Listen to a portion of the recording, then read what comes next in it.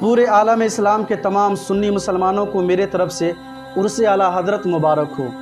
اور میرے بزرگوں، دوستوں، عزیز نوجوان ساتھیوں، میرے بھائیوں، یہ مہینہ عرس اعلیٰ حضرت کا مہینہ ہے، اور اس مہینے میں عرس اعلیٰ حضرت کے موقع سے اکثر و بیشتر لوگ اپنے علاقوں سے، اپنے شہروں سے اور اپنے ضلعوں سے اور اپنے اپنے ممالکوں سے، یعنی دور دور سے لوگ سرزمین بریلی شریف یعنی اعلیٰ حضرت کے روضہ مبارکہ پر پہنچتے ہیں۔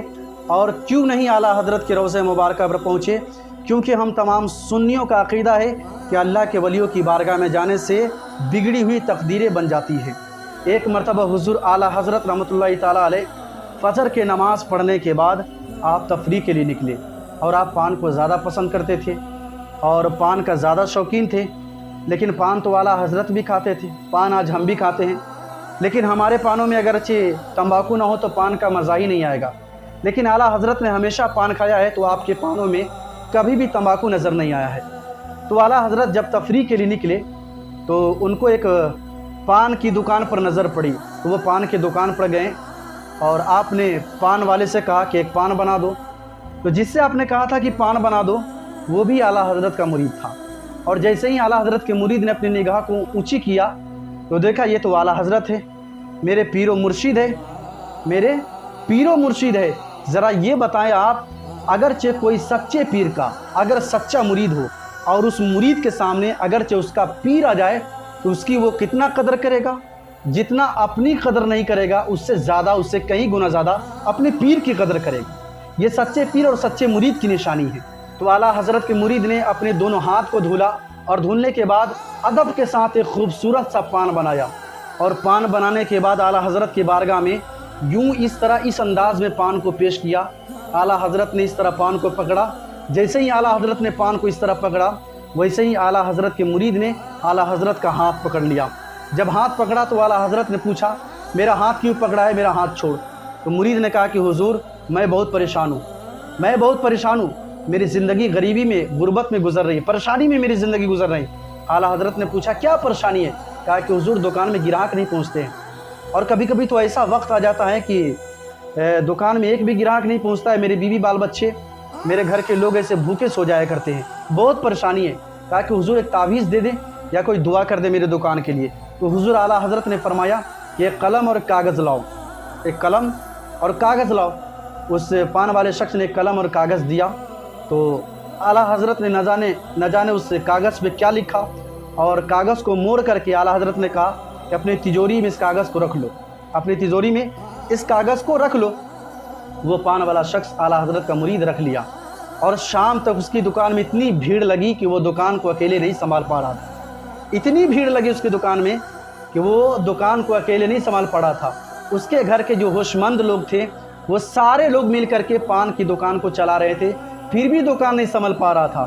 تو اعلیٰ حضرت کے مرید کے سامنے ٹھیک ایک سنی مسلمان کا دکان تھا۔ اتفاق سے اسی دن اس کا بھی پیر اس دکان پہ پہنچ گیا، اور پہنچنے کے بعد مرید نے کہا کہ حضور وہ دکان دیکھے، ایک پیر صاحب نے آ کر اسے ایسی تعویذ دی ہے کہ شام تک اس کے دکان پر اتنے گراہک آ گئے کہ وہ دکان کو اکیلے سنبھال نہیں پا رہا ہے۔ مجھے بھی کوئی ایسا تعویذ، مجھے بھی کوئی ایسا دعا دے دیں آپ کہ میرا بھی دکان چلنے لگے، میرا بھی دکان چلنے لگے۔ تو پیر صاحب نے وضو کیا، اور وضو کرنے کے بعد مصلی بچھایا، اور مصلی بچھانے کے بعد تسبیح پہ تسبیح آپ نے پڑھی، اور پڑھنے کے بعد پیر صاحب نے ایک تعویذ لکھ کر دے دیا اور کہا کہ دکان میں ٹانگ دو۔ دکان میں تعویذ کو ٹانگ دے۔ ایک ہفتے کے بعد پیر صاحب آیا، اس نے دیکھا کہ دکان میں اکیلا بیٹھا ہوا ہے، دکان میں اکیلا بیٹھا ہوا ہے۔ پیر صاحب نے پوچھا کیا ہوا؟ کہا کہ حضور پہلے تو 10-15 یا 8-10 گراہک آتے تھے، اب تو کم گئے، اب تو دکان میں 2-3 گراہک آتے دن بھر میں، اب تو کم گئے، پہلے سے کم ہو گئے۔ تو پیر صاحب نے ایک اور تعویذ لکھی، کہا کہ یہ تعویذ لو، اور تعویذ دے دی۔ تو پیر صاحب جب 15 دن کے بعد آئے تو اس نے دیکھا کہ میرا مرید دکان بند کر کے اور دکان کے باہر بیٹھا ہوا ہے۔